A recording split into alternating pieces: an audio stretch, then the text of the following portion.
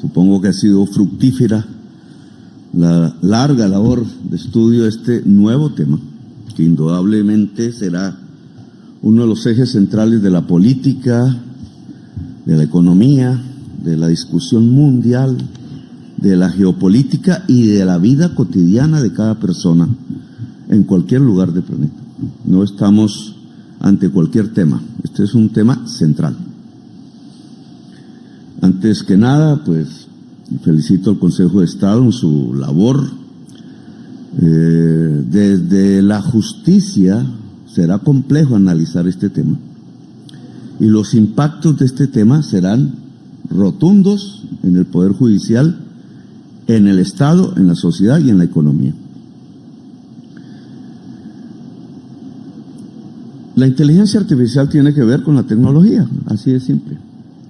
Y la tecnología tiene que ver, si queremos comprenderla de alguna manera, con el capital, el capitalismo. Hay una visión ingenua de la inteligencia artificial. Creemos que simplemente es una aplicación más en los celulares, o creemos que es un robot que aparecerá haciendo las labores domésticas, pero este tema tiene mucho más de fondo.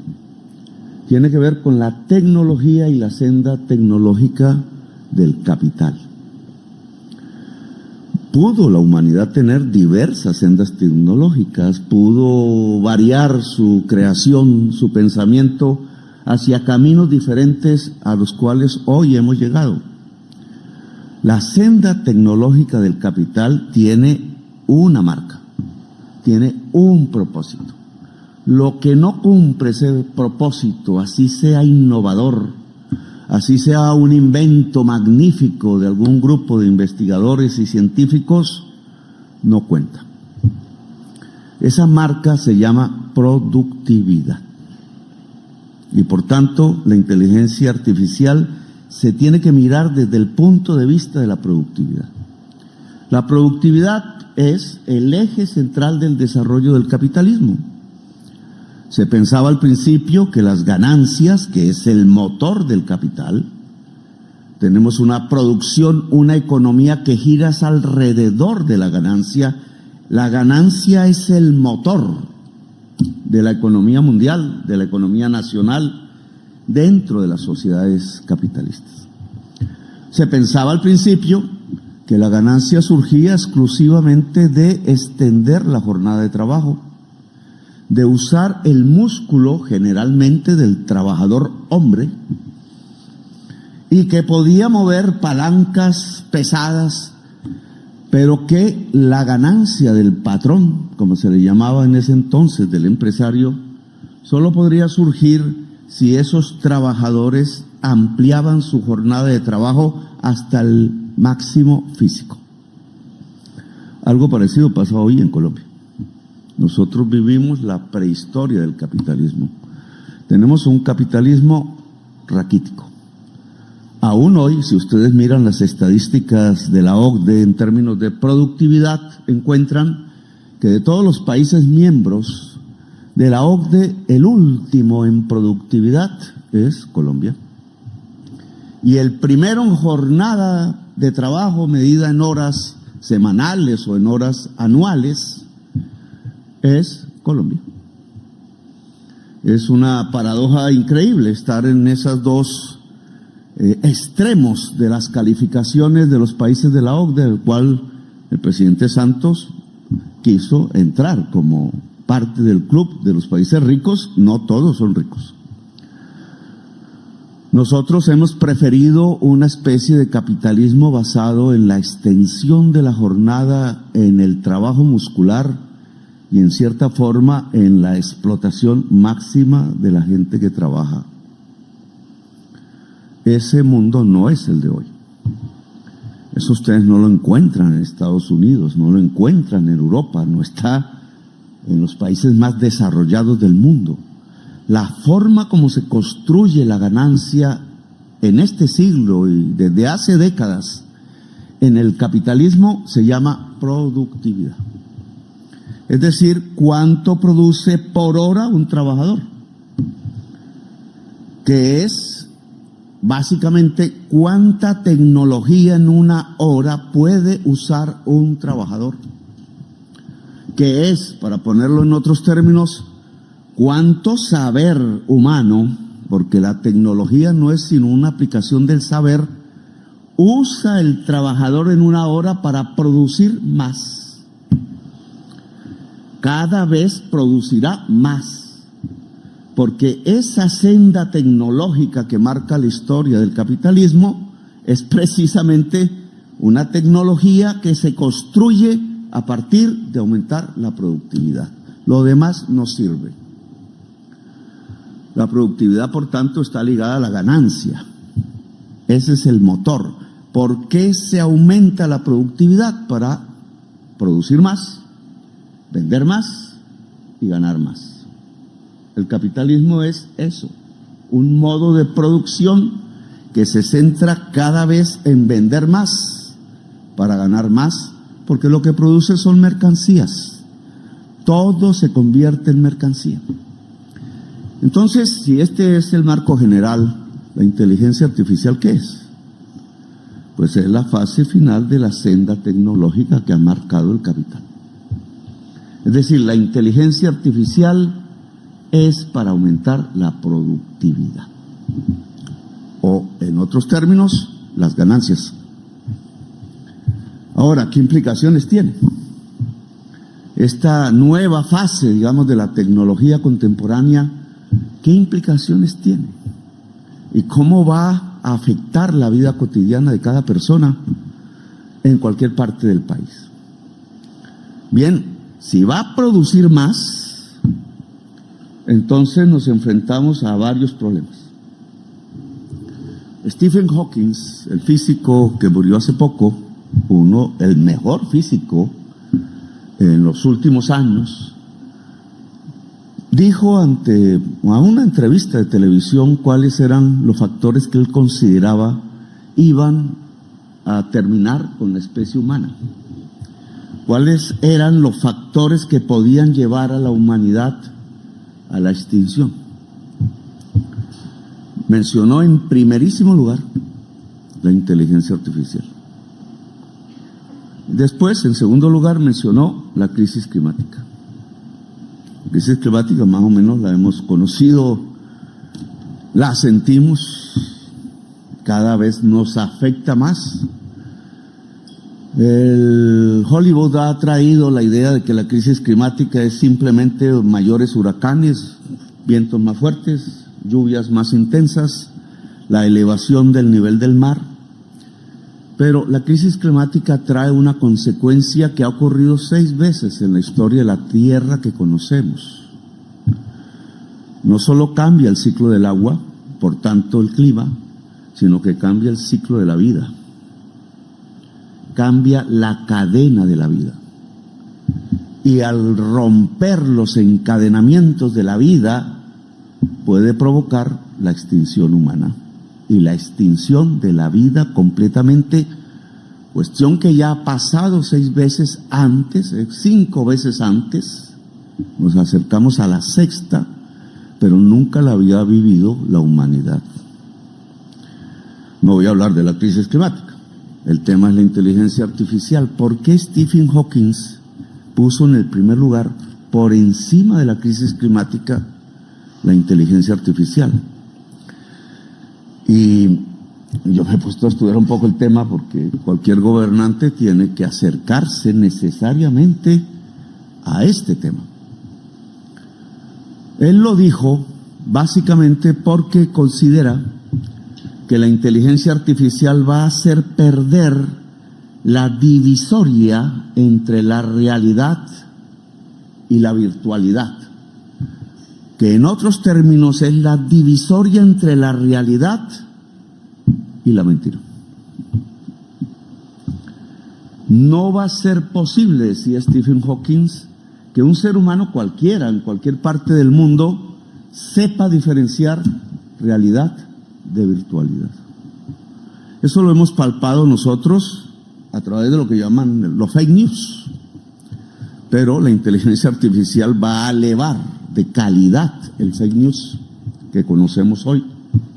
Lo que observamos en Inglaterra hace una semana, dos, que un simple fake news en medio de un contexto de xenofobia construida a través de medios de comunicación, redes, etcétera, y por una historia, el odio a los musulmanes, un fake news ante un hecho dramático que fue el asesinato de 2 niñas por un inglés. El fake news dijo que eran unos musulmanes que habían matado a las niñas y generó una oleada de violencia en Inglaterra que solo sería comparable a la noche de los cristales rotos de los nazis, cuando atacaron los negocios de los judíos allá en Alemania hace un tiempo. Esta vez no fueron los negocios de los judíos, fueron los negocios de los musulmanes. Allí es donde se puede percibir de manera precursora los peligros de la inteligencia artificial. Por eso no nos podemos acercar con ingenuidad, como si todo invento, todo avance tecnológico fuera un avance real en todos los aspectos y no representara unos peligros. Voy a tratar de hablar de 2 peligros al menos. La inteligencia artificial, al aumentar la productividad, consume más energía. Ustedes lo pueden ver hoy con un ejemplo concreto, el Bitcoin. Una moneda como cualquier otra moneda, solo que es virtual, solo que informática. La moneda en papel salida de los árboles. La moneda en plata o en oro salida pues de las minas. La moneda Bitcoin sale de la energía, sale de la información que traduce una energía. La tienes que ver en el computador y está enchufado. Y el Bitcoin, a través de sus millones de transacciones en el mundo, tiene que usar tal cantidad de información que la podemos traducir en energía. Necesita la energía. Ninguna moneda necesitaba eso realmente en las transacciones, que no fuera la energía del ser humano pasando un billete al otro. Esta necesita muchísima energía. La inteligencia artificial va a ser muchísimo más demandante de energía que el Bitcoin. Bitcoin es apenas una manifestación en términos de moneda y de dinero, pero la inteligencia artificial en todo el mundo, cuando se desarrolle, va a aumentar sustancialmente la demanda de energía. Y entonces la pregunta que uno tendría que hacerse, y es un peligro, es si va a usar petróleo y carbón. Es decir, las energías fundamentales del día de hoy, que yo las llamo las energías fósiles, porque se derivan de fósiles: carbón, petróleo y gas. Si la inteligencia artificial usa carbón, petróleo y gas como sus fuentes de energía, la vida se acaba en el planeta. Se acelera lo que los científicos del panel de expertos en Naciones Unidas han dictaminado como escenarios de crecimiento de la temperatura en la superficie de la Tierra por el aumento del CO2 en la atmósfera. Este debate en Colombia me ha suscitado muchísimos problemas, realmente, porque en cierta forma en el proyecto político que yo he construido y abanderado en los últimos años, hemos puesto como eje central la crisis climática. Y ha sido difícil explicarla, discutirla con la prensa, discutirla dentro del Estado y obviamente discutirla dentro de la sociedad. ¿Por qué usar carbón, petróleo y gas lleva a la extinción de la vida? Pues un tema que la ciencia puso en la discusión humana, pero que la política no ha sabido traducir en acción, y mucho menos la economía. La energía fundamental del capitalismo, desde la revolución industrial, la máquina de vapor, el vapor, solo se podía producir a través del carbón. Por tanto, carbono como el químico esencial ha sido paralelo al desarrollo del capitalismo.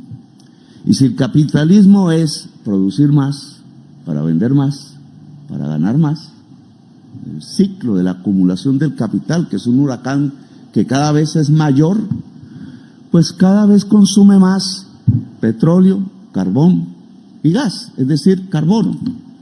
Y en las fábricas del capital se transforman gases que calientan por su molécula que retiene el calor del sol, retiene el calor y calienta la superficie del planeta, a tal punto que en escenarios que ya los científicos han tratado de medir, 1 grado centígrado, 2 grados centígrados, 3, 4, etcétera.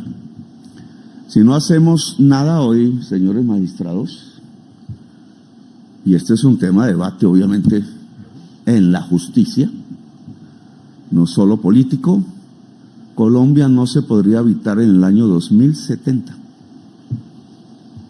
Igual que Dubái no se puede habitar en el 2070. La zona tórrida del mundo, las zonas altas del mundo y los polos no se pueden habitar. Esto no lo cuenta la prensa.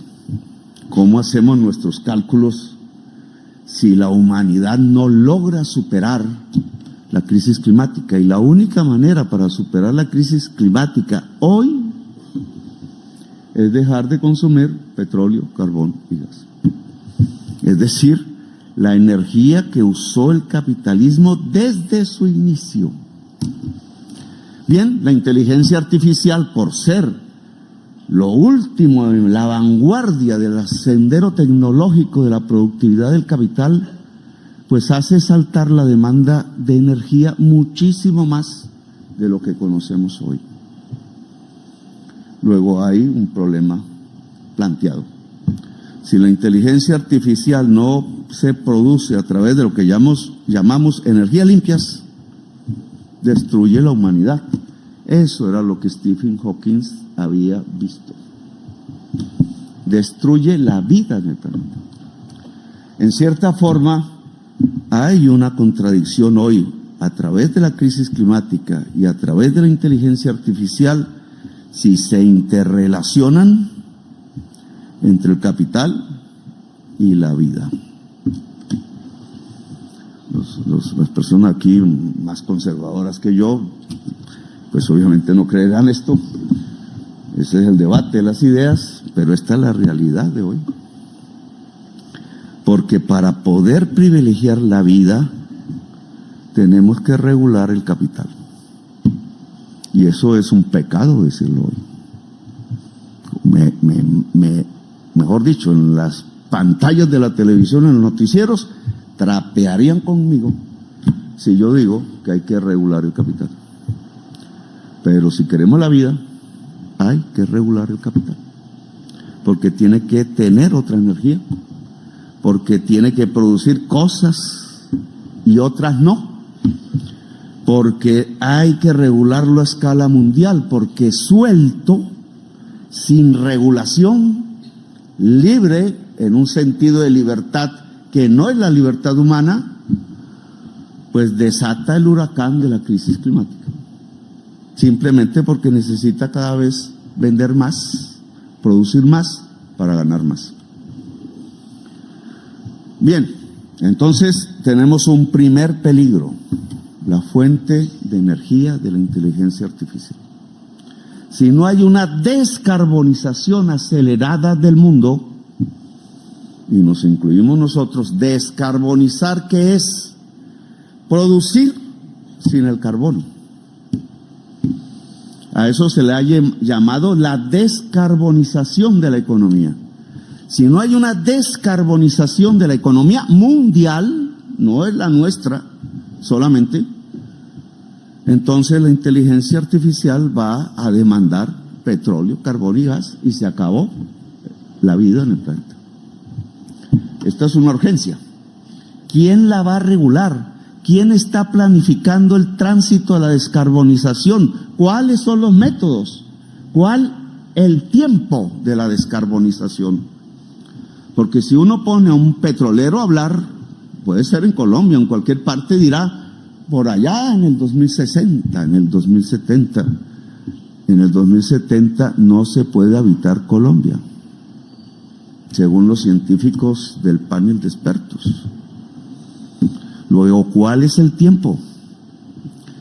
Bien, dejo esto como planteamiento aquí para la discusión, pero yo asumiría un segundo problema. La inteligencia artificial básicamente, a través de la nube de datos de la humanidad toda actual, puede hacer las tareas rutinarias de la humanidad. Esa es su primera fase. Tiene unos nombres ahí que no, en este momento no recuerdo. Toda tarea rutinaria puede ser hecha por una máquina. Y el lenguaje para que esa máquina haga la tarea rutinaria, pues es matemática, son algoritmos, es un lenguaje que dicen o llamamos software o programación. Es el lenguaje de las máquinas, es el lenguaje como el ser humano puede hacer la máquina, mover la máquina en el día de hoy. Es un saber, y es un saber matemático de última generación, que entre otras yo quiero desarrollar en Colombia, donde nos hemos apartado de esas tareas. Es un lenguaje construido a través de la lógica formal, pero que permite en la inteligencia artificial, a partir del uso de toda la información del mundo, hacer las tareas rutinarias que antes o hoy hacían y hacen los trabajadores y las trabajadoras. Este es un tema que nos acerca un poco a la discusión del Poder Judicial. Toda tarea rutinaria en el Poder Judicial ya no será hecha por seres humanos. Tarea rutinaria. ¿Cuántos trabajadores en el mundo y trabajadores hacen tareas rutinarias en todo el mundo? En 5 años ellos no estarán empleados. Pues podemos hacer el cálculo en Colombia, pero esto es un problema mundial. Significa que centenares de millones de trabajadores y trabajadoras saldrán a la calle. Serán despedidos. Ya está ocurriendo en el mundo, ya está ocurriendo en Colombia.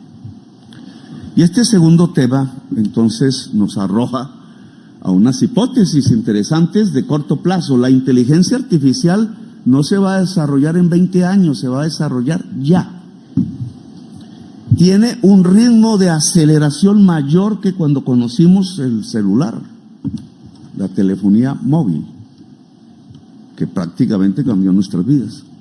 Esta se va a desarrollar más rápido. Es decir, cerramos los ojos y cuando los abramos, otro mundo existirá. Será más difícil para nosotros, los de edad, que para los niños que nacerán en ese contexto tecnológico y no tendrán mayores dificultades en su uso. Pero ¿qué significa que centenares de millones de trabajadores salgan a la calle despedidos porque eran trabajadores que hacían rutinas? ¿Qué pasará en la vida política de las naciones? ¿Qué pasará en el conflicto social de las naciones todas, desarrolladas o no? Indudablemente lo que podemos prever en un corto plazo es el incremento de los conflictos sociales en el mundo. La crisis climática traerá el incremento de los conflictos sociales y militares en el mundo, pero este estará en el corazón del proceso productivo, de la economía, al despedir centenares de millones de trabajadores. Esto no lo ve el optimista, ingenuo, porque cree que la inteligencia artificial va a ser un robot que llega a su casa y que podrá comprar en un supermercado, ¿no? A esa persona la pueden echar.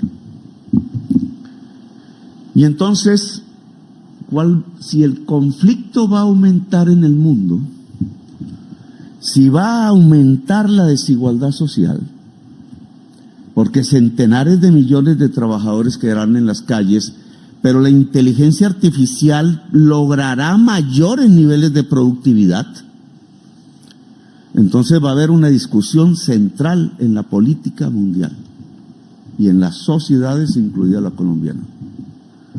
¿Para quién es el beneficio de la productividad? Porque si se la apropia, quienes se la están apropiando hoy, pues habrá una gente pero muy rica, los actuales ricos palidecerán. Pero habrá otra gente pero muy pobre, contada por miles de millones de personas. Un mundo así, creo yo, es insostenible. Creo yo, mata el proyecto democrático que se creó en Europa, Norteamérica y Latinoamérica.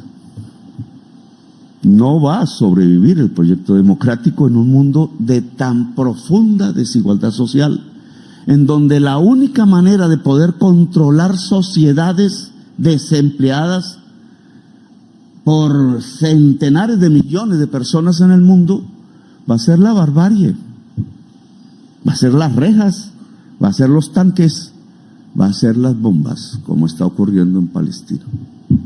Palestina es apenas el ensayo de ese mundo que yo le llamo el 1933 global. 1933 fue el año en donde Hitler subió al poder en Alemania. Ese es un camino. Es decir, la inteligencia artificial puede provocar en su mecanismo económico, que es la barbarie y no la democracia la que se empodere en el mundo. Miremoslo por otro lado positivo, porque eso será una lucha social. Y si los beneficios de la productividad, en parte derivados de la inteligencia artificial, se vuelven una renta ciudadana, como se ha esbozado en varios proyectos políticos en estos años, si la productividad se vuelve tiempo libre pagado de las personas, si la edad de pensión no es la que tenemos, sino 50 años, si la jornada laboral se vuelve 30 horas o 20 por el crecimiento de la productividad, entonces estaríamos asomando a un mundo diferente. Tenemos un camino que puede ser la barbarie y puede haber otro camino si se socializa los beneficios de la productividad por la inteligencia artificial, que se llama tiempo libre. Tiempo libre pago, no tiempo libre del desempleado, sino tiempo libre humano. Y aquí hay una nueva dimensión. Claro, esto implicaría una regulación mundial, un poder público, implicaría otro tipo de cultura, implicaría otra sociedad y otra humanidad. Porque si la humanidad tiene el tiempo libre cada vez mayor, la riqueza de las naciones se mediría y las riquezas de las personas se mediría no por cuánto tienes, sino por cuánto tiempo libre tienes. ¿Para qué serviría el tiempo libre? Un comentarista ahí en mi Twitter dijo, esa es una visión hippie. No, los hippies fueron una reacción a la jornada extensa del trabajo en su época. No, esta es otra cosa. Esto significa gente creadora, porque el tiempo libre permite la creación. Si lo coloco en la antigüedad, los antiguos griegos, hombres ricos, porque las mujeres no tenían esa posibilidad en Grecia, ni los esclavos, tenían el tiempo libre y por eso produjeron lo que produjeron. Aún hoy leemos a los griegos antiguos, aún hoy son fundamentales. Un señor como Aristóteles dijo sobre la economía, que él se inventó el nombre, que había dos economías, una buena y una mala. Dijo, la economía buena es aquella que estudia cómo se producen los bienes para tener una vida buena. Y lo llamó a eso economía.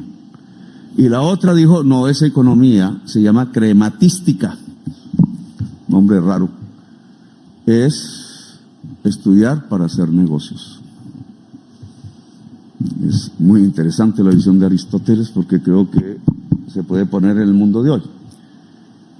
Pero volvamos al tema. Tendríamos una economía o una crematística. La inteligencia artificial, si se va a la crematística, es decir, a hacer business y punto, que los va a hacer, y muchos y más que hoy, va a provocar la barbarie. Porque el proyecto democrático no es posible en un mundo de extrema desigualdad que hasta ahora no hemos visto. Pero, si lo que es la inteligencia artificial se articula no a la crematística, sino a la economía, en la visión aristotélica, producir las cosas para una vida buena, pues entonces el ser humano tendrá una riqueza que no tiene hoy, que es el tiempo libre para crear. En unas condiciones tecnológicas, en donde no es un individuo, hombre o mujer, que se encierra, sino que se conecta. Y la red básica es de los cerebros. Es decir, tendríamos una humanidad que conecta sus cerebros para crear en el tiempo libre, un trabajo creador libre, asociado, humano y creador. La única manera de superar la inteligencia artificial es crear, porque la rutina la hará la inteligencia artificial. Es más, hay quienes dicen que la inteligencia artificial puede crear. Yo me hice una pregunta teórica, magistrado, desde mi economía. Si Marx había dicho que el trabajo vivo es el que produce la ganancia, en un mundo de inteligencia artificial, ¿dónde queda el trabajo vivo? No habría ganancia, según la tesis de Marx. Sí, porque la inteligencia artificial usa un trabajo vivo, que es toda la información del mundo producida por los seres humanos. Es decir, todos nos volvemos trabajo vivo del capital. Eso puede ir hacia la barbarie, o puede ir, gracias a la productividad, al trabajo creador. Los juristas van a tener un enorme trabajo en los próximos 5 años, porque tienen que defender a la humanidad de la barbarie. Y tienen que marcar desde lo jurídico, estos serán procesos políticos, luchas sociales mundiales, pero desde lo jurídico tiene que marcar los nuevos derechos, el derecho al tiempo libre, remunerado, tiempo libre, creador, el derecho a crear en los seres humanos. Una interesante jurisprudencia saldrá, no la vamos a adelantar aquí, porque yo no soy abogado realmente, soy economista, pero si vamos por el camino optimista de la humanidad, que es superar la crisis climática, es decir, descarbonizar, y tener tiempo libre como riqueza, entonces vamos hacia una humanidad superior a la que tenemos, a una vida. Los jeques de Arabia, de Emiratos Árabes Unidos, que me enseñaron este tema, porque ellos están en eso. Ellos no están en el petróleo, a pesar de que son ricos por el petróleo. Ellos saben que esa riqueza no es. Están haciendo estudiar a toda su sociedad la inteligencia artificial. Nosotros inauguramos la primera facultad en Manizales hace una semana. Pero ellos saben que aquí es donde está el mundo del futuro. ¿Y saben qué me dijeron? que yo lo comenté por ahí y fui centro de burlas en la prensa, si ya estábamos llevando tejido humano colombiano a Marte. Resulta que todos los países están llevando tejido humano. No es una aventura o una ficción. ¿Saben por qué es? Porque ellos creen que a través de la inteligencia artificial se van a crear las condiciones tecnológicas para reproducir la vida en Marte. Y más allá, y más allá, y más allá. Es decir, el salto de la humanidad. La codicia, la barbarie. Centro de burlas en la prensa. Si ya estábamos llevando tejido humano colombiano a Marte. Resulta que todos los países están llevando tejido humano. No es una aventura o una ficción. ¿Saben por qué es? Porque ellos creen que a través de la inteligencia artificial se van a crear las condiciones tecnológicas para reproducir la vida en Marte. Y más allá, y más allá, y más allá. Es decir, el salto de la humanidad, si logra superar la codicia, la barbarie, la crisis climática y usar esta tecnología en función del conjunto de la humanidad y de la sociedad, va a ser inmenso, tan inmenso que nosotros hoy no lo podemos imaginar. Bueno, yo dejo ahí, magistrados, creo que el tema de Stephen es más problemático. No lo menciono aquí porque mencioné solo el aspecto económico o energético. Pero Stephen dijo, cuando un ser humano no sepa diferenciar realidad de fantasía, deja de ser humano. Y realmente aquí hay una peligrosidad que no me atrevo ahora a analizar con ustedes, que puede pasar en las sociedades cuando los seres humanos no sepan cuál es la realidad. Por ponerlo en términos de drogas, la inteligencia artificial puede crear mundos, vidas virtuales, en donde se desarrolla un individuo que no quiere salir de ahí, o que ya no sabe salir de ahí. Puede ser una de las drogas más poderosas que se haya inventado la humanidad. Ahí Stephen Hawking encontró el mayor peligro de la inteligencia artificial. Solo lo menciono porque dividir realidad de virtualidad es un tema normativo. Esto tiene que analizarlo el Congreso de Colombia, incluso, y lo están analizando los congresos del mundo. ¿Cómo se regula la inteligencia artificial para que no pueda provocar la disolución de la conciencia de la realidad en el ser humano? Ese es un tema jurídico que me parece que sería interesante que comenzáramos a analizar, pero lo dejo apenas planteado porque ya me extendí demasiado en esta conferencia. Gracias, muy amables a todas y todos ustedes.